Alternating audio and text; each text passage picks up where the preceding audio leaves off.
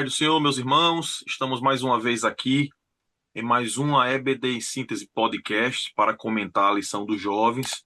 Eu, professor Caleb, estou aqui também na presença do professor Kleber Lopes e desde já nós somos gratos pelo convite, né, do DENEC para comentarmos essa lição que nos traz enormes ensinamentos, né, aprendizados. Pegou o livro de Juízes, já tem muito a aprender até o que não deve ser feito, né? Principalmente. Então aqui a gente vai falar de uma personalidade, de um personagem, uma pessoa muito importante, muito cantada na nossa igreja, muito pregada, que é Gideão. E vamos aprender bastante aí sobre a soberania de Deus, sobre a providência de Deus, aprendermos que sem Deus nós não somos nada, Deus não precisa de quantidade para cumprir os seus propósitos, dentre tantos outros ensinamentos. Então, você, professor, já fica aí a primeira dica, não economize aplicações pessoais. Tem gente até que nem gosta, mas não economize aplicações pessoais na sua sala. Pegue esse livro, essa aula riquíssima e aplique na sala de aula, na vida de cada um, porque é para isso que a gente está estudando, para levar ensinamento para a nossa vida, né? Para não errar como muitos povos no livro de Juízes erraram. E eu já passo aí a palavra para o professor Kleber Lopes, já dar a sua introdução. Seu irmão Caleb, a paz do Senhor, meus irmãos. Quero também aproveitar a oportunidade para agradecer mais uma vez também e corroborar com suas palavras com o DENEC, né, na pessoa do pastor Reinaldo, e a quem eu agradeço pela oportunidade de poder contribuir com a EBD, né? Como o senhor falou, é uma lição muito importante e a aplicabilidade dela também é de suma importância, né? Que tem por título Gideão, Deus transforma a insegurança em coragem. Vamos ver que é um homem limitado, um homem que não tem, digamos assim, se assim nós podemos definir, não tem um pedigree, né? Mas é um homem temente a Deus, um homem que tem suas limitações, né? De como ser humano e isso é importante, tem uma autenticidade no questionamento dele, né? Sobretudo quando ele vai ter aquele diálogo com o anjo, né? E ele é muito transparente, muito autêntico em suas dúvidas, e nós temos muito a aprender com ele, né? Aprendemos com ele também que é, é uma coisa que nós vamos abordar lá na frente, mas que é, tudo aquilo que Rousseau, juntamente com outros filósofos e teólogos, ou teólogos não, outros filósofos e pensadores disseram, mas que não se aplica ao crente, é que o homem ele é produto do meio, isso não se aplica, nós vamos ver que toda a família de Gideão deixava a desejar neste caráter, mas isso não foi predominante para que ele viesse a também ser aquilo que os seus antepassados foram, né? Vamos ver um homem determinado, um homem temente a Deus, e durante a lição nós vamos aprender e tentar transpassar isso para o aluno, né? Que é o que é mais importante. Exatamente, professor Kleber. E o primeiro capítulo primeiro tópico da lição, ele fala de infidelidade e advertência profética, né? A gente sabe que depois do período de Débora, né, e o povo voltou novamente a pecar, a entrar na idolatria, e como todos os irmãos sabem, quando isso acontece, vem consequências para o povo. E eles estavam sendo oprimidos pelos midianitas. No caso ali de Gideão, ele quando ele foi antes de ele receber o chamado, né, teve também um profeta anônimo. O povo clamou, aqui no contexto fala que as pessoas elas clamaram a Deus, mas também não foi por arrependimento. Eles clamaram porque estavam sendo saqueados, oprimidos pelos midianitas. E eles estavam lá e Deus enviou esse profeta para falar para eles, porque Deus sempre trabalha dessa forma. Ele traz na mente do povo a consciência. Eu não fui o Deus que tirei vocês do Egito? Tem lá no texto, lá do capítulo 6, que o profeta veio para trazer essa informação. Ele veio trazer eles a responsabilidade para que eles lembrassem de que aquele sofrimento que eles passavam, eles sofriam porque eles desobedeceram e idolatraram, não é? Eles se cana é que a palavra até eles ficaram como os cananitas, ok? Eles tipo assim aculturaram-se com os cananitas. Aí, então o que que acontece? Eles passaram a viver como eles. E isso trouxe consequências, porque os cananitas eles eram idólatras. E eles escondiam, pessoal, eles escondiam toda a sua riqueza, todo o seu trigo, eles escondiam em buracos na caverna, porque os midianitas, eles saqueavam, eles roubavam tudo. E foi por isso, e não é em vão, que Gideão, quando o Senhor apareceu para ele também com uma terrofania, eles estavam amassando o trigo no lagar. E nós sabemos que o trigo não era amassado no lagar. O lagar era um lugar para você amassar uvas. O lagar, pessoal, vocês podem mostrar e ilustrar isso lá na sala de aula. Ele é tipo um buraco, tipo um tanque na rocha, onde você espremia ali a uva para tirar o suco. Faz sentido ser num tanque. Mas o trigo, ele era para ser amassado na eira, que é uma região plana, tá certo? Que é para ser um método de separação que hoje é conhecido como ventilação. Então, o que acontece? O vento bate, leva a palha e fica só o grão do trigo. Por que Gideão estava amassando o trigo no lagar? Porque os midianitas saqueavam todo o povo e ele precisava fazer isso de uma forma que não ficasse tanto à mostra. Então, o Gideão, a incredulidade dele, a sensação de abandono de Gideão não era em vão, porque a gente muitas vezes está nessa situação. Onde é que está Deus? Deus realmente largou a gente de mão por causa do pecado, é claro. Mas Deus não lembra de nós. Por isso que Gideão estava muito relutante, porque realmente eram anos de opressão e de saque. Então faltava esse ânimo nele. E a gente sabe que quem apareceu depois do profeta que apareceu para o povo que clamou, Deus enviou o próprio Senhor, o próprio Deus, visitou Gideão para fazer o chamado, chamar ele para essa grande missão. O próprio nome dele significa rachador, que vai firmar até para o que ele ia fazer na frente, que era derrubar os postes ídolos e rachar o altar de adoração aos deuses pagãos e levantar um altar ao Deus verdadeiro. Então, aqui, quando a gente trata do primeiro capítulo, primeiramente, a gente vê a monotonia da infidelidade. Então, o livro de Juízes parece ser repetitivo, aqui diz assim, devido à recorrência do pecado por parte da reação de Israel.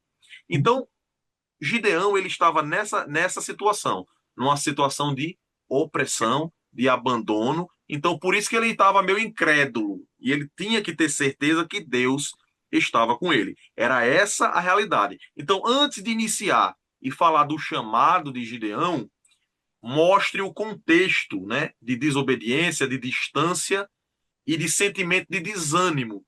E existe uma lógica. Por que que Gideão estava fazendo aquele e amassando o trigo no lagar? Porque eles eram constantemente saqueados. Isso aí você já pode trazer para a sala de aula. Porque a maldade do ímpio ele dura por um tempo, mas chega um momento em que Deus ele se levanta e age em favor do seu povo. Isso, irmão Caleb. E nós vamos ver mais uma vez aquele velho ciclo se, é, é, se desenhando, né? Sempre aquele lá, apostasia, pecado, opressão inimiga, midianitas, a escassez, né? O clamor ao Senhor através do arrependimento e o desespero dos israelitas. E Deus vai e levanta um libertador, né? Ou seja, esse ciclo né, vicioso, ele mais uma vez aparece, né? Neste contexto ali do povo de Israel. Né? E a gente vai ver que o povo esquecia rapidamente os livramentos de que Deus proporcionava a eles. Né? A idolatria substituiu a fidelidade ao Senhor, a comunhão com Deus foi enfraquecida. E isso, infelizmente, né, ou felizmente, acendeu a ira do Senhor contra aquela situação, né, aquele povo. né? E proporcionando, então, é, né, aqueles, com que os midianitas, eles, se é que eu posso dizer, eles massacrassem o povo de Israel, né? É, a própria lição vai dizer que eram como gafanhotos, né? Ou seja, para você ter uma noção da devastação que ficava, né? Porque à medida em que eles saqueavam e nada deixavam para a própria subsistência daquele povo, né? Então, realmente é um ciclo vicioso aquilo que se ocorria ali, e nós vamos ver que o cenário ele era de infidelidade, e para você também perceber e transmitir isso para o aluno, a força do pecado naquela situação, né? O ciclo de apostasia ele era constante, né? A mente cauterizada, a própria lição vai trazer em primeira, trazer como referência 1 Timóteo 4,2, né? E aí ela vai mencionar que a reincidência deliberada no erro anestesia a consciência, né? Esse é o grande perigo, é aquilo de nós convivermos com o pecado, né? Que quando a prática reiterada do pecado, né, já está em uma linguagem, né, encruada, né, acostada no crente, ele passa a não enxergar um pau na sua frente. E aí é onde está o perigo. Exatamente. E aí o primeiro tópico, ele foca exatamente na questão do profeta, né? Que o profeta foi enviado antes. Então, irmão, Deus, ele vem avisar, porque Deus, ele não está interessado só no seu bem-estar pessoal. Deus, ele quer saber se você está crescendo, tá? Deus, ele tem interesse em que nós estejamos cada vez mais firmes. Quantas pessoas, às vezes, a gente vê na nossa vida que até prosperaram, cresceram, financeiramente, materialmente, na vida secular, mas você vê que foi à custa, muitas vezes às custas, da distância de Deus. Ele conseguiu, mas você perceba, e observando isso, você vê a pessoa cresceu de forma material, mas quando você vai ver a vida espiritual, você olha, essa pessoa hoje não é tão crente como era antes. E esse não é o interesse de Deus. O interesse de Deus, por isso que Deus mandou um profeta, foi para que o povo lembrasse de Deus. Não adiantava Deus prosperar o povo, porque a prosperidade para um povo que não está com o coração firmado nele, distancia ainda mais, que ele usa esse recurso, que é a riqueza, para idolatrar ainda mais e se prostituir ainda mais. Por isso que Deus abate os seus, o seu povo, para que ele seja modificado e volte de novo para ele. Infelizmente, as gerações mudam e eles se distanciam de Deus. Os filhos sempre vêm pior do que os pais, nesse ciclo que Monclebe acabou de mostrar, né? Então, primeiramente, há um sintoma. Sempre tem que haver um sintoma. E Deus não queria tratar a ferida. Ele queria curar mesmo só. Ele queria pegar o sintoma, acabar, banir o problema. Primeiramente, Israel chama Jeová apenas por causa da dor e da opressão. E Deus não está interessado em simplesmente tirar a sua dor. Ele quer te livrar do mal por completo. E qual foi a resposta? Deus não envia imediatamente um general. Ele não vem às vezes. É por isso que muitas vezes a defesa do seu problema não vem do jeito que a gente gosta, não vem do jeito que você gosta. Porque Deus quer primeiramente mudar você.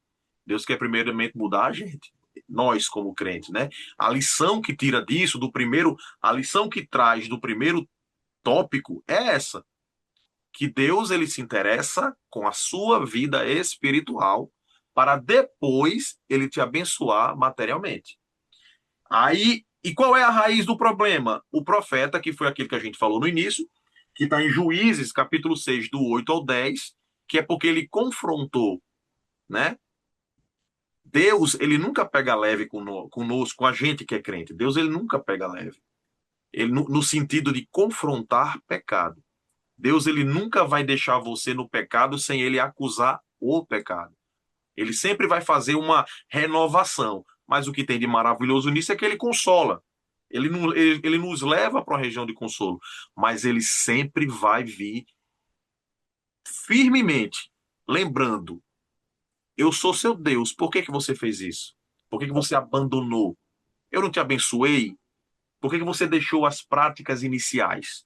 Por que que você deixou, como diz, o primeiro amor? Volte para o lugar que eu mandei você permanecer. Então foi essa a grande missão do profeta, foi confrontar o povo. Nós falamos do lagar, nós falamos do da eira, explicamos por que que ele estava fazendo no lagar. Às vezes a nossa tribulação é consequência exatamente do que a gente plantou, né? E depois, a gente vai falar mais na frente, depois que Gideão, com todas as suas virtudes, ele ainda errou e em seguida o povo esqueceu de novo de Deus. Por isso que Deus sempre traz esse aperto, né, para o seu povo. E você pode, na sala de aula, fazer um paralelo de Gideão com outros que foram chamados, que a gente vai falar agora no tópico 2 sobre o chamado de Gideão. E o chamado de Gideão você pode comparar com o chamado de Moisés, com o chamado de Jeremias. Perceba que Gideão, ele mostrou a sua fragilidade, o que é normal. Ele realmente não tinha absolutamente condição alguma de enfrentar os midianitas. E não era só os midianitas, tinha também os amalequitas. Então ele não tinha essa condição. E Deus, para provar que ele é Deus, ainda diminui o exército, para mostrar que a vitória sempre vem da mão dele. Então o que é que acontece? Moisés, quando Moisés foi chamado, ele falou: chamado Moisés, vem e eu te enviarei a Faraó. O que é que Moisés fala? Quem sou eu? Sou pesado de boca e de língua. Isso não incomoda Deus. Deus sabe que nós somos limitados, mas ele mostra o seu poder exatamente naqueles que entendem que não pode. Mas Deus pode. Deus gosta sim. É essa forma que Deus gosta de trabalhar. Com pessoas que entendem que são vasos, vasos de barro, mas que levam preciosidades dentro dele e que Deus vai fazer uma grande obra. Outro exemplo é Jeremias. O chamado de Jeremias era para as nações eu te dei por profeta. Jeremias, Senhor, sou uma criança e não sei falar. E Jeremias, tá certo? E Gideão, Deus fala, vai na tua força. Aí ele fala, a minha família é mais pobre e da minha família eu sou o menor. Então, irmãos, a Bíblia está cheia de exemplos de chamados de improváveis, né? Davi era um improvável. Então, Deus ele age dessa forma e a gente pode inserir novamente na aula esse tipo de lição, de que nós nunca devemos recuar por causa das nossas limitações, porque Deus ele tem poder. Lá na frente, o Espírito de Deus ele toma Gideão com uma coragem que leva ele para fazer aquela missão, porque realmente tudo é movido pelo Espírito. Irmão Caleb, e o interessante é que, humanamente, né, Gideão, ele não parecia, obviamente, nem ele acreditava nisso, né, que seria a pessoa mais indicada para essa missão, né. E uma das razões dele era que ele era o menor de sua casa, né, sua família se envolvia com idolatria, né, tanto que seu pai, Joás, possui um altar de ídolo, né, dedicado a Baal. Então, assim, aquilo que eu havia até comentado inicialmente, e queria fazer só esse paralelo, é que, como eu mencionei inicialmente, né? E aí tem um filósofo chamado Hippolyte Taine, né? É um filósofo francês que definiu formalmente a teoria do determinismo literário e histórico, afirmando que o indivíduo é resultado da raça, do meio e do momento. E aí vem, em contrapartida, Rousseau, né, que é um iluminista, e ele diz que o homem nasce bom e a sociedade, o meio, o corrompe. Bem, ambos estão errados, né? Primeiro porque nós não somos produto do meio, né? Nós, pelo sangue de Jesus, nós podemos eliminar e está em nós a decisão de deixarmos tudo aquilo que não condiz com a palavra do Senhor para trás, né? Se nossa família assim a pratica, né? E Rousseau erra porque o homem não é bom, né? A nossa natureza não é boa. A nossa natureza ela é pecaminosa, né? Então, e prova disso não apenas com Gideão, né? Gideão tem uma família idólatra, né? O seu pai, como nós já dissemos aqui, né, oferecia sacrifício a Baal, né? Tem uma estátua, né, um ídolo, e mas tem diversos outros exemplos, né, que não vinha de uma linhagem sacerdotal, uma linhagem é, é, é, monárquica, mas que com o apoio, com o suporte divino, foram pessoas vitoriosas, né? E nós vamos ver lá na frente que e uma das razões também, né? O senhor até mencionou só para nós debatermos também sobre isso, né? Da queda brusca do número do exército, né? Para ficar patente, ficar perceptível que a vitória ela não advém da capacidade de exército algum, neste caso de Israel, né? Ela veio através da liderança de Gideão por obra divina. Essa foi a razão da vitória daquele povo. Exatamente. E aqui o tópico 2 ele já vem discutindo o quê? Vem discutindo que é o chamado de Gideão, né? Quando a gente está já falando, a gente já adiantou, mas aí fala o chamado de Gideão, um jovem trabalhador, né? Aí traz aquela discussão, né, que Deus ele chama sempre alguém que trabalha. Você pode ser uma pessoa até limitada. É isso que a gente tem que separar e discutir na sala de aula. O fato de Gideão ter limitações não queria dizer que ele não tinha potencial, certo? Às vezes há um bloqueio, mas Deus escolheu você. Claro que tudo que tem de bom na nossa vida foi moldado por Deus. Mas quando Deus te chama, você não está zerado, não. Você tem qualidades que Deus quer usar. E ele só potencializa. Quando Deus chamou Davi, Davi ele estava ali sozinho, cuidando das ovelhas. Ele tinha também, era um improvável na sociedade, mas Davi tinha as suas qualidades. Então, assim, Deus ele não pega vocês do nada assim, não. Ele vai lhe preparando. Então, quando ele chamou Gideão, Gideão já tinha as suas qualidades, a sua humildade, a sua dependência, a sua sinceridade. Então, assim, a questão de questionar, ele teve essa questão que Deus ele usou e Deus ele respondeu. Quando ele tinha essa dúvida, quando ele tinha esse medo, ele era sincero com Deus. O tempo todo, Gideão estava ali trabalhando, servindo, mas em momento algum ele abandonou a Deus. E Deus chamou Gideão para essa grande missão, que era lutar contra os inimigos de Deus. E quem não teria esse medo que Gideão teve? De enfrentar um povo que já vinha oprimido. Qual era o entendimento de Gideão? Se a gente já está sendo oprimido, quem garante que eu também não vou ser oprimido? Quem garante que eu vou ganhar essa guerra se Deus praticamente nos abandonou? Era esse o sentimento de Gideão. E o chamado dele veio, o próprio Deus foi lá e chamou ele. O próprio Deus chegou e fez o chamado para Gideão, chamando ele para essa missão. Vai nessa tua força, né? Quando Gideão ele teve esse encontro com ele, o próprio Deus, né? Que a Bíblia fala quando vem essa teofania, a teofania é uma manifestação de Deus. Da mesma forma que foi o chamado de Otiniel, o primeiro juiz. Também veio ao chamado de Gideão. Aí aqui fala assim, ó, Gideão estava fazendo o quê? Amassando trigo no lagar. E nesse momento chegou o Senhor para ele e fez o chamado. E Gideão, lá na frente, a gente sabe que ele, cheio de dúvidas, ele começa a pedir sinais a Deus para saber se Deus realmente estaria com ele. Quem de nós, né? Quem de nós, em algum momento também não quisemos fazer um sinal para saber se Deus estava conosco em alguma missão? Senhor, será que é da tua vontade mesmo que eu faça esse trabalho? Será que é da tua vontade que eu siga por esse caminho? É até interessante para saber se Deus está conosco ou não. É ou não é, irmão Kleber? É isso mesmo, viu?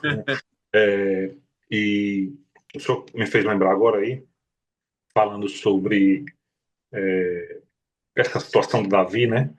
Que você veja a confiança que Davi tinha no seu Deus. E tanto é que quando ele vai confrontar Golias, ele faz essa menção, né? Que ele ia em nome, né, de Deus, né? E nós percebemos, e a gente já mencionou isso algumas vezes, quantas pedrinhas Davi pegou para enfrentar Golias, né?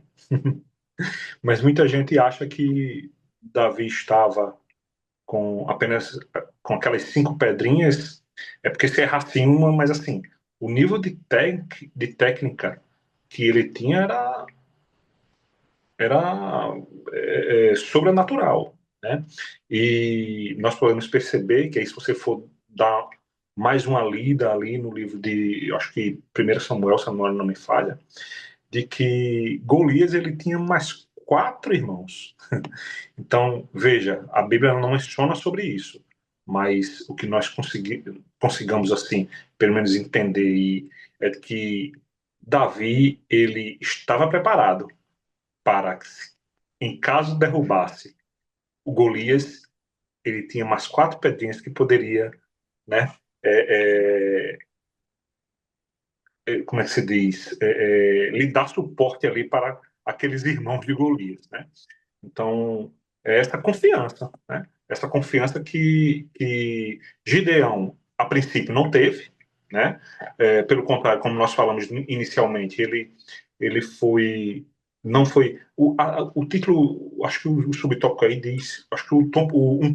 Não, 1.2 é isso. Não, 2.2. Chama de cético, né? Se a memória não me falha. Mas Deus viu aquilo como algo genuíno, né? Uma dúvida, e aí onde está a diferença, né? Ele não foi com dúvida para confrontar, não. Aquilo era algo genuíno do coração dele que ele tinha um interesse em esclarecer, né? Tanto é que mais na frente, e aí mais uma vez Deus não, ele faz prova com Deus, né? Ele faz prova e Deus o honra naquela situação, demonstrando de que ele estará com Gideão, né? Então, esse é o grande diferencial que o senhor tem mencionado, né? É não muitas vezes, e na grande maioria, e o senhor deu esse exemplo aí perfeito que a própria lição nos traz também, né? Moisés, Jeremias, são pessoas que, aos olhos humanos, né? E eles próprios não se achavam capacitados para a missão a que Deus confiou a ele, mas não era pelas próprias mãos, né? Nem era pelas mãos do Altíssimo que eles iriam cumprir aquela jornada, né? Aquela missão que Deus lhes confiou. Exatamente. E o texto do chamado de Jeremias, ele diz assim, ó: então o anjo do Senhor veio e assentou-se debaixo do carvalho que está em Ofra, que pertencia a Joás, o Abiesrita. E Gideão, seu filho, estava malhando trigo no lagar para o salvar dos midianitas, como a gente falou. Então o anjo do Senhor lhe apareceu e disse: o Senhor é contigo, varão valoroso. Olha como foi que o anjo do Senhor, o próprio Deus, chegou para ele. Então é assim, veio da boca do próprio Deus. O Senhor é contigo, varão valoroso. Então o que é que acontece? É exatamente isso. Ele tinha o potencial, mas ele era inseguro, ele era inexperiente, ele não sabia do que Deus poderia fazer por ele, por meio dele. Por óbvio. Então, Deus foi bem, assim, como é que a gente vai dizer? Deus foi bem paciente, tipo assim, educou, ele realmente tirou toda a insegurança dele. Ele foi até o acampamento dos midianitas para ouvir, depois de nas vésperas, né, ali perto de atacar os inimigos, né, perto da vitória chegar, Deus ainda teve a bondade, a paciência de levar ele no acampamento inimigo para ouvir soldados, pessoas lá do exército inimigo comentando que teve um sonho, né? Que vinha um pão lá, um pedaço, um alimento e vinha e destruía todo o acampamento. Para que Qual foi o objetivo disso? Para que Gideão ficasse ainda mais tranquilo de que Deus ia usar ele. Sabe quando a gente chega na igreja, que a gente se prepara, aí tem aquela questão, vou ter a pregação, tá tudo certo, mas chega na hora você ainda acha que vai dar errado? E Deus ainda confirma que vai dar tudo certo. Ah, eu vou dirigir aquela igreja. Ah, eu vou ser líder daquela mocidade. E você, meu Deus do céu, como é que vai ser isso? Aí Deus ainda, com toda a sua bondade, ainda fala, não, eu vou mandar um sinal de que eu estou com ele e que vai dar tudo certo. Então Deus teve esse cuidado com Gideão, porque Gideão realmente ele tinha muito receio, até porque a metodologia tem que considerar isso também.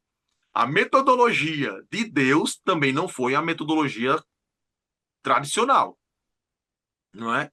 Não foi a metodologia tradicional. A metodologia que Deus usou com Gideão, imagina só, pegou um homem que já estava com medo, pegou um homem que já estava cético, e ainda diz para ele atacar um exército apenas com 300. Diga aí, só para separar, com 300 e com buzina, chofar, vasos, é, botijas, né, vasos, jarros e tochas. Você precisa realmente, e Gideão, ele só queria ter certeza de uma coisa, era que Deus estava com ele. Então, ter medo numa situação dessa, eu confesso a você que eu não me admiro. Porque realmente é bem complicado. Mas Deus apareceu para ele. E outra coisa, quando Deus apareceu para ele, ele sabia que era Deus. É tanto que ele achava que tem uma tradição judaica que se você viu Deus, você morre. Era todo mundo sabe, eu vou morrer porque via Deus, né?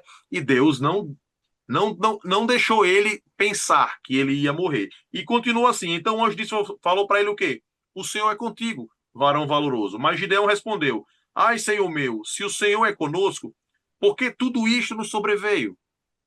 Ele não tinha dúvida do amor de Deus e do cuidado. Ele tinha dúvida do que eles estavam sofrendo. Ele provavelmente entendia que ele não era mais amado. O povo já estava sendo esquecido por Deus, né? E é que, feito todas as suas maravilhas, que nossos pais nos contavam, dizendo: Não nos fez o Senhor subir do Egito? Porém, agora o Senhor nos desamparou e nos deu na mão dos midianitas. Era esse o grande problema. E Deus teve todo o cuidado com Gideão para que ele entendesse que Deus ainda estava com eles. Deus não abandonou o seu povo. E lá no 15 diz: Ai, Senhor meu, com quem livrarei a Israel? Eis que a minha família é a mais pobre em Manassés, e eu, o menor da casa do meu pai. E o Senhor disse: Porquanto eu hei de ser contigo, tu ferirás os midianitas como se fosse um só homem. E foi o que aconteceu. Uma das vitórias mais lindas que existe na Bíblia é a vitória de Gideão e os 300. É algo que, às vezes, quando você quer contado na igreja, a igreja se alegra, porque a gente vê o agir de Deus. O povo se destruiu, eles mesmos se destruíram. Foi como se Deus criasse uma ilusão de ótica, fizesse o povo para pensar que estava um grande exército. A luz que ofuscava, os jarros que quebravam e fazia muito barulho, e as trombetas, porque não se juntava muitas trombetas, geralmente eram poucas. E quando eles ouviram o som de muitas trombetas, que ali eram os chofares, né, os chifres, eles, pronto, vamos ser destruídos. E ainda Deus ainda permitiu que pessoas dentre o povo inimigo tivessem sonhos, mostrando eles sendo destruídos, para que eles ficassem ainda mais com certeza de que dessa vez a vitória seria do povo de Israel. Bom, Caleb, o interessante é que, só para corroborar tudo isso que o senhor falou aí sobre essa situação de Gideão, e ele se considerava sua família insignificante, né? Por isto, esse questionamento, né? Ora, ele, dentro, o menor dentro de sua família, e, filho de. O pai era idólatra. Então, assim, ele se sentia-se incapaz de liderar Israel, né? Só que Deus, aí vem Deus e o chamam de homem valente, né? Então, assim, a identidade, que quando ela é concedida por Deus, é maior do que nossa autopercepção, né? E aí tem uma aplicação prática que a gente pode até orientar para os professores mencionarem, né? O que Deus diz sobre você é mais importante do que aquilo que você pensa sobre si, né? sobre si mesmo. E foi isso que fez a diferença. Não apenas com Gideão, com Moisés, com Jeremias, com Davi, né? Todos esses homens são exemplos de fragilidade humana, né? Fragilidade humana mesmo, né? Tem suas limitações, seus pontos fracos, né? Mas é com a confiança do Senhor que nós enfrentamos todas essas adversidades, né? Então, assim, a gente vai perceber que Deus não negou as limitações humanas, mas direcionou o olhar de seus servos para a suficiência da sua presença, né? Acompanhar, não apenas acompanhando, dizendo, como disse com Gideão, né, que ele não morreria, né? E fortalecendo a fé daquele menino, né? Daquele jovem senhor. Menino não, daquele jovem senhor, né? E se a memória não me falha, a própria lição traz que ele tinha aproximadamente 30 anos, né? Nesta época. Então, essa é a confiança no Senhor que nos faz enfrentar as adversidades da vida, e tão grande quanto era essa, né? Porque a gente vai ver que o povo midianita ele não era uma situação isolada, né? Ele tinha já né, uma risga, digamos assim, com os hebreus, desde a época do deserto, né? Então, é, era um povo que fazia o mal mesmo, deixava aquele povo de Israel sem nada, né? Então, Gideão ele sabia que ele ia enfrentar. E talvez por isso, não sei se incredulidade, mas a falta de confiança nele próprio, né? Sabendo de quem seria o seu adversário. Exatamente. E outra lição também que a gente pode trazer aqui de Gideão, irmão, é a lição de ofertar, né? A questão de, em momento de crise, né? Ali ele preparou um altar, um holocausto para Deus, né? Para Deus que estava ali presente, né? Ele ofertou. Ele era um homem que realmente ele tinha esse entendimento de entregar a Deus. Então Deus ele chama pessoas que são dispostas e são entregues e que adoram a Deus de verdade, que entregam. Então perceba que Deus não estava falando com um incrédulo, Deus já estava falando com um homem temeroso, mas era um homem que o coração dele era voltado para Deus.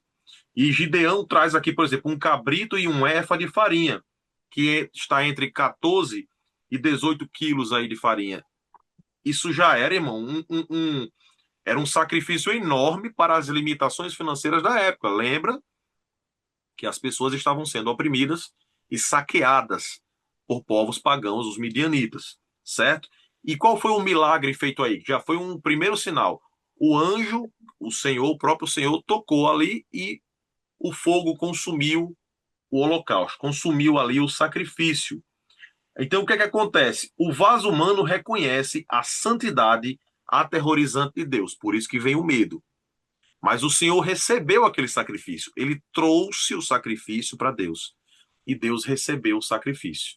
E, como a gente falou, houve ali o medo dele morrer. E Deus responde para ele: Pai seja contigo, não temas, não morrerás. Porque era essa a realidade. Quem vê a Deus morre, né? Mas Deus foi ali como uma revelação para ele, uma teofania, para chamar Gideão para essa missão. Gideão, no caso aqui, constrói o altar. A paz com Deus deve ser estabelecida antes que a guerra com o mundo comece. Ou seja, não adianta você querer enfrentar o mundo se você não tem amizade com Deus. Se a nossa vida pessoal ela não está bem com Deus, não adianta a gente querer sair aí expulsando demônio ou confrontando o mal. Nós temos que primeiro estar preparados. Não adianta eu querer enfrentar o inimigo com inimizade com Deus.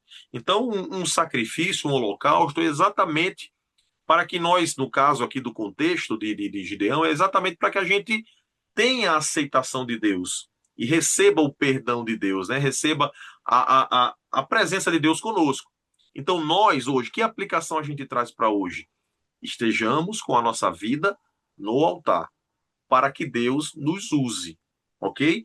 E não paguemos o preço de estar no lugar errado onde Deus não mandou estar, ou fazendo alguma coisa que Deus não mandou a gente fazer.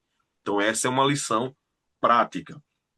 E outra coisa que a gente tem que fazer também, é o quê? Limpar a própria casa, ok? Você tem que primeiramente resolver o seu ambiente pessoal, arrumar tudo, né? Não adianta eu querer arrumar todo a obra se a minha vida pessoal ela não está alinhada. E Gideão ele tinha esse entendimento. Irmão Caleb, e isso foi, você veja, tanto ele tinha esse entendimento, como foi a primeira coisa que ele fez antes de libertar o povo de Israel, né? Foi justamente esse tópico aí que aí nós adentramos no terceiro tópico, onde essa pré-preparação para aquele conflito, né? Ele, e aí eu me recordei agora de um rei, né? Em que Deus dá o ultimato, acho que Ezequias, né? Deus dá o ultimato, aí o profeta Isaías, Isaías eu acho, né? Vai lá e Deus concede, volta, né? E Deus concede mais 15 anos a ele, né? Só que Deus dá uma determinação a ele, né? Põe em ordem a tua casa. Ele não obedece, né, à ordem divina e dizem os grandes estudiosos, né, os grandes teólogos, de que dali foi gerado o pior rei de Israel, né, que foi Manassés. Então, assim, Gideão, ele tinha essa consciência e ele, a primeira coisa que ele fez foi eliminar aquela estátua, aqueles ídolos, né, de seu pai. E o que me chama a atenção foi a forma como o pai tratou aquilo, né? O povo, todo o povo revoltado, mas o pai entendeu, aceitou e não apenas isso, né? Disse que se Baal fosse realmente aquele Deus, ele próprio se defenderia, né? Então a gente vê que realmente não tem como nós começarmos uma obra se a própria casa da gente está desarrumada, né? É igual pelo menos eu penso, né? Assim, levando para o lado profissional, até o político, né? Como nós vamos cuidar de uma cidade, de uma empresa, se a nossa casa ela desanda? Ora, eu não consigo administrar a minha casa, eu vou conseguir administrar uma cidade, uma empresa, né? Então, tem que realmente olhar primeiro para dentro, né?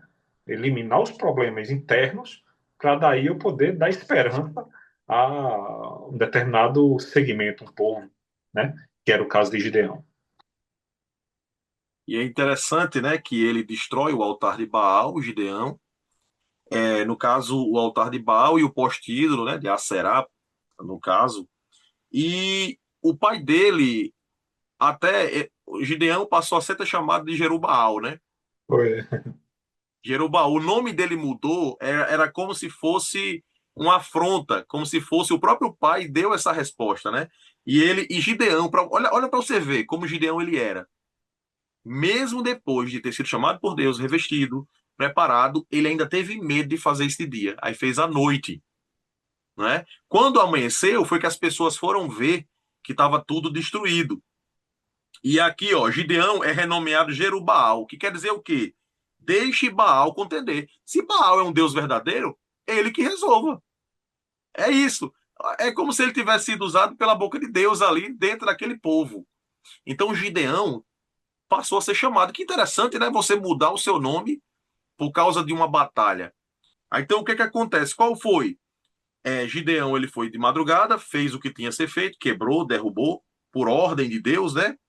E esse nome vira uma provocação contra os inimigos.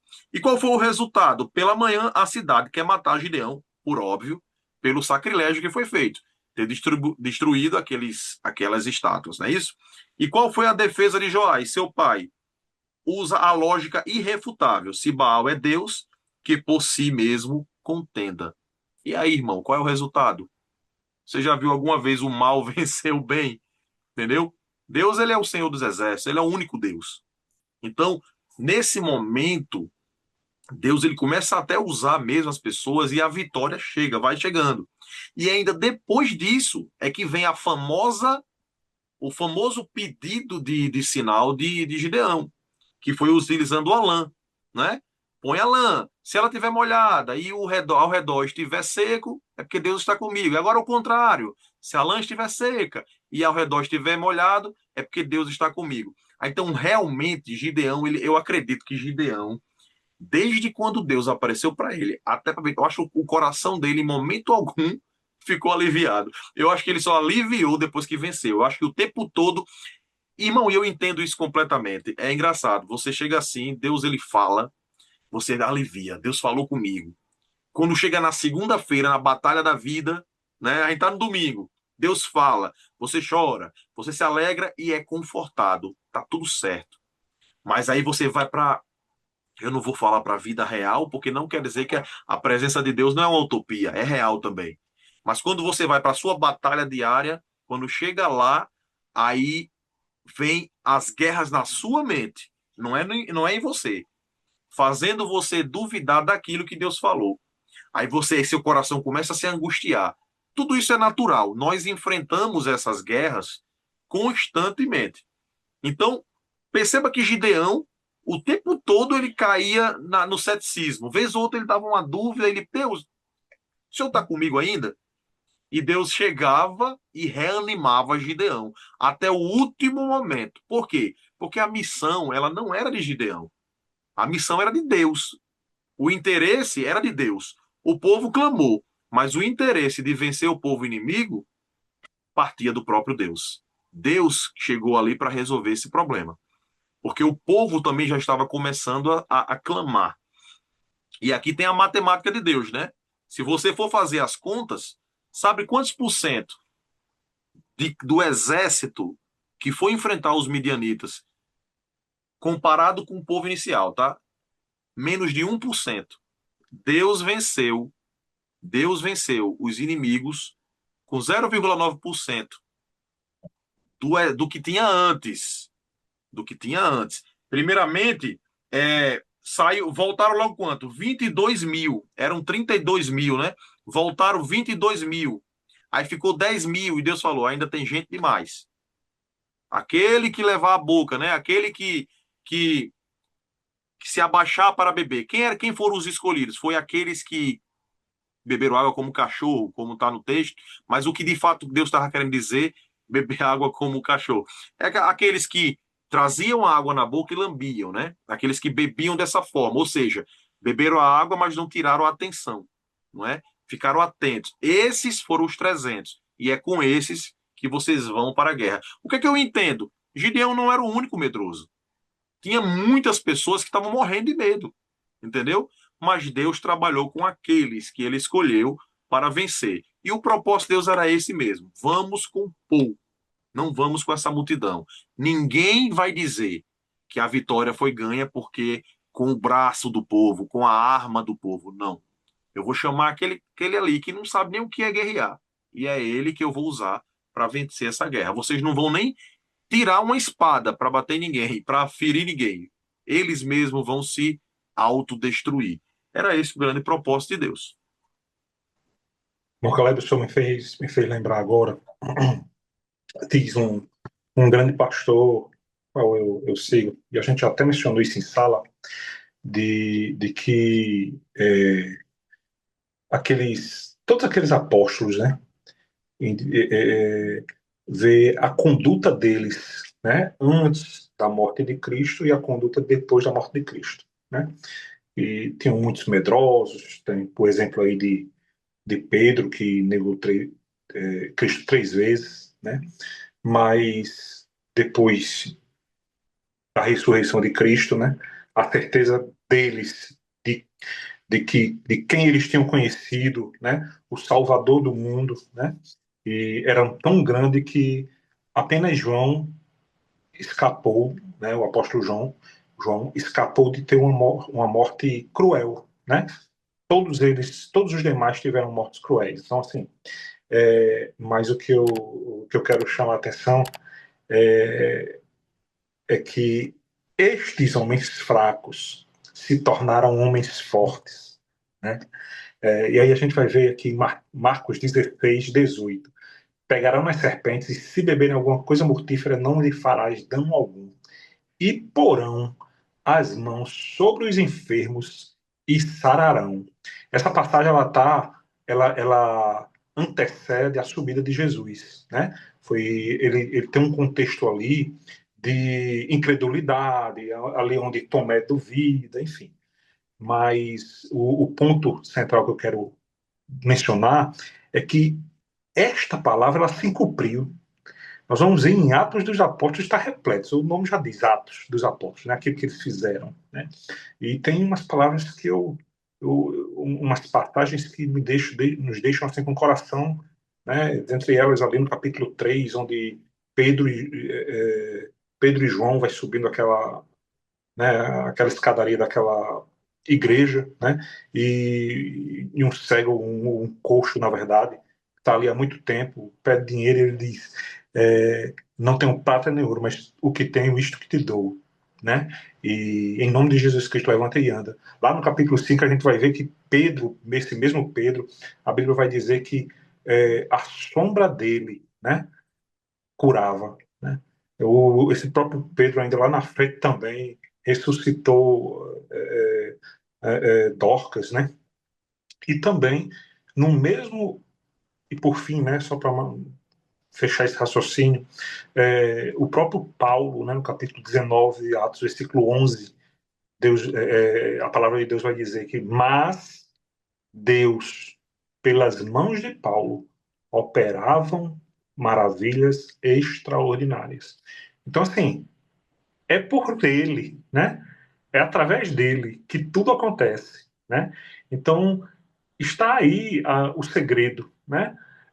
Gideão estava aflito, com medo, né?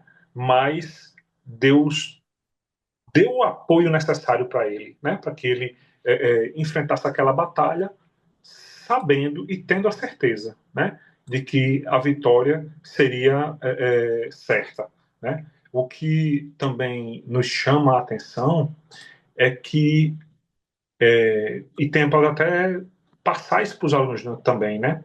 Que Deus reduz os nossos recursos, e aqui a gente se refere à quantidade de soldados em que ele diminuiu, né? E isso se aplica a outras situações também, para que ninguém duvide de que a vitória vem dele, né? Foi a mesma coisa lá com o rei Ezequias, onde um anjo do Senhor matou 180 mil soldados. Então, assim, é essa certeza, né, de que nós temos, né, de que a batalha em que o Deus dos céus peleja conosco, a vitória é certa, né? O que nós temos que ter em mente também é que nós podemos fazer, nós vamos igual a Gideão, né? Quando o anjo do Senhor foi falar com ele, ele estava trabalhando, não era? Ele estava trabalhando. E a própria lição vai nos dizer de que ele não estava ocioso, não estava esperando vir, não, ele estava produzindo, estava em movimento, né? É aquilo que nós devemos fazer. Nós precisamos fazer algo, porque aquilo que nós não conseguimos fazer, aí sim, ele age por nós, ele faz em nosso lugar, né? Mas ele, o nosso Deus, ele não vai fazer por nós. Nós temos que fazer o que está nas nossas mãos no nosso alcance, né? Enquanto humano, porque aquilo, se precisar de algo sobrenatural, ele vai agir. E eu tenho plena certeza disso. Assim como agiu com Gideão, com o próprio rei Ezequias, né? É, Moisés, Jeremias, enfim, diversos outros exemplos aí nós podemos mencionar. Gideão ele fez um sinal com Deus, mas não para saber que era se aquilo era da vontade de Deus. Ele sabia que era a vontade de Deus. A questão era a insegurança dele, né? Porque saber que vencer os midianitas era a vontade de Deus, ele sabia. O que ele precisava era porque ali diante do medo dele, ele precisava ter convicção. É importante dizer isso. Porque às vezes a gente pede um sinal para saber se é da vontade de Deus. Não, a vontade de Deus estava clara para Gideão. A questão era saber ali, saber se Deus estaria com ele nessa situação, nesse caminho, né? Ele, o sinal era para isso. A gente comentou aqui já sobre a questão do arrumar a casa, né? Ele teve que destruir. Não adianta querer combater o povo inimigo se a casa dele também era uma casa idólatra. Então ele teve que resolver ali, dentro da sua própria casa. Ele fez prova com o Senhor, com o pão, não é isso? Usando ali perdão, a lã seca e a lã molhada, toda essa esse sinal para saber se Deus estava com ele. Era aquela necessidade. Eu acredito que nós temos essa vontade de saber Deus, para que o Senhor saiba que o Senhor esteja comigo, porque eu sei que sem o Senhor eu não faço nada. Era essa a grande dúvida, né? A grande incerteza de Gideão. A tendência do ser humano é sempre olhar para as suas limitações, né? É sempre essa. E aqui na lição, partindo já agora aqui para o tópico 3, é que Deus confirma a sua presença. Deus ele lhe deixa claro, como a gente tinha falado antes, que quando você pede uma confirmação a Deus, e perceba que Deus ele teve todo esse cuidado com o Gideão, de mostrar que eu estava com ele. Ele teve medo de morrer, Deus disse: "Não, você não vai morrer". Entendeu? Deus o tempo todo acalmando Gideão para que Gideão entendesse que ali Deus não ia largar ele em momento nenhum. Deus estaria com ele em todo momento, até a hora em que a vitória chegasse, né?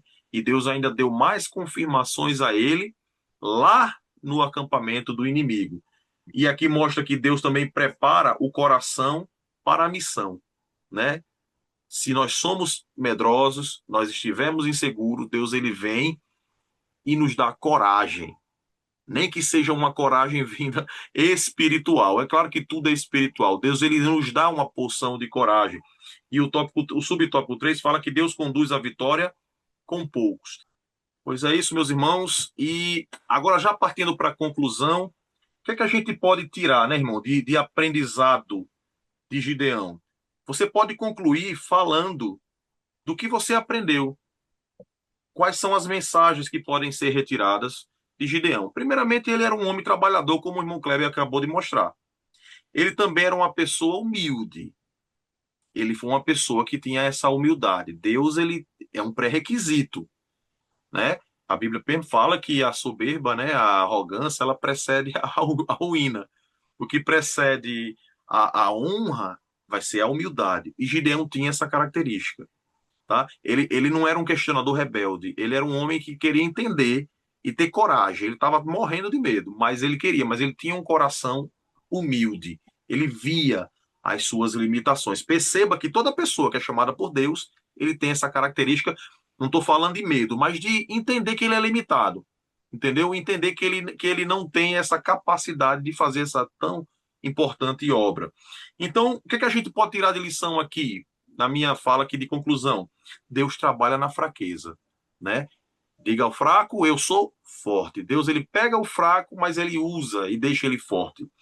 E outra coisa, a matemática de Deus ela é inversa, outra lição, né? Sua incapacidade, sua limitação não quer dizer que o que Deus vai fazer na sua vida é limitado, né? Deus pode pegar não, é assim que ele faz. Ele pega mesmo a sua limitação e faz grandes obras através da sua limitação, entendeu? Exatamente para o nome dele ser glorificado. E também aqui a gente pode tirar também, irmão, que a fidelidade ela exige manutenção. Isso vai ser discutido mais na próxima lição, que vai falar sobre Gideão, que se você é uma pessoa que é fiel, você precisa manter-se fiel na presença de Deus. E é o que o povo de Israel não fazia, né? Eles exatamente caíam na desgraça exatamente porque não se mantiam fiéis. Então, você pode tirar, dentre tantas lições que a gente pode tirar da vida de Gideão, ok? Eu deixo essas 3 lições aí e vocês apliquem na sala de aula para que os seus jovens aí, eles levem no coração essa mensagem e apliquem no seu dia a dia. Isso, irmão Caleb. Só para fechar também, fazer essa contribuição, tem uma frase que eu até grifei: Deus permanece presente e fiel mesmo nos momentos de dúvida e fraqueza. né? Foi assim com Gideão, né? É como o senhor disse, aquela dúvida dele não era de confronto, mas era de alguém com dúvidas sinceras, né? Genuínas, querendo entender como iria proceder, como iria ocorrer, né? Toda aquela situação, vendo ele lá, o tamanho da adversidade, o tamanho dos adversários, ele queria entender de como iria proceder, né? É, também o professor pode levar também algumas, como eu posso dizer, algumas conclusões, né? Que Deus continua chamando pessoas comuns para missões extraordinárias. Isso ainda presente. Tanto, quantos exemplos, né? Tem uma missionária do Amazonas que eu não me recordo agora o nome dela, mas vou ficar devendo. Mas é muito, muito interessante quando ela contando a história de um menininho de que tinha eram dois irmãos e aí a mãe deixava o dinheiro diário para comprar um ovo, sabe? E assim é muito impactante a história. Depois, em outra oportunidade, a gente um ovo diário que era o alimento e ele deixava de comprar para guardar a moedinha que a mãe deixava para investir na obra missionária. Então você veja que isso o que é, né? Se não um chamado de um ser inocente, porque a criança ele era abaixo dos 10 anos à época, né? Na não sei o que Gaspar, eu esqueci o nome dela agora, mas eu vou me Ellen recordar. Gaspar. Ellen Gaspar, isso mesmo. Mas é tremendo esse testemunho dela, sabe? Então, assim, é Deus usando o improvável, né? Uma criança para fazer coisas extraordinárias, né? A infidelidade nos afasta de Deus, mas o arrependimento restaura a nossa comunhão. Então, é a gente saber que e não deixar essa cauterização do nosso coração, né? Diante da palavra de Deus, né? É saber que o pecado ele não é um brinquedo, né? Não é brincadeira. Nós não podemos enfrentar o pecado. A Bíblia nos orienta a fugir do pecado e não enfrentá-lo, né? O Senhor fortalece aqueles que se sentem fracos. O grande exemplo é esse de Gideão, né? E a vitória pertence a Deus e deve resultar em sua glorificação. Deus não divide a sua glória com ninguém. É passar isso, transmitir isso, a gente fala sempre, né, irmão Caleb, na EBD, de que e está repleto de exemplos. Só hoje nós citamos vários, né, é, de que de que Deus tem um interesse, tudo isso que Ele faz e as vitórias que Ele dá ao seu povo, vitórias essas com é, né, pitadas de sobrenatural, né, ela tem um propósito, é exaltar o nome dele, mostrar que não foram os homens, mas por meio dele que a vitória veio, né?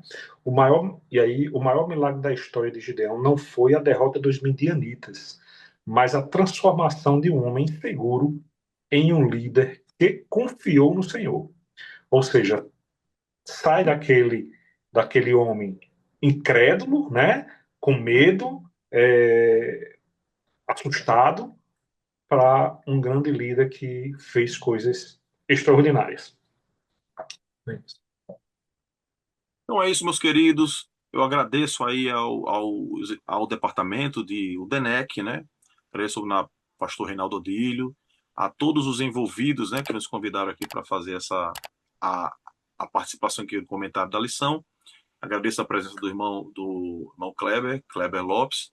E Deus abençoe você, professor, aí na sala de aula com os seus alunos.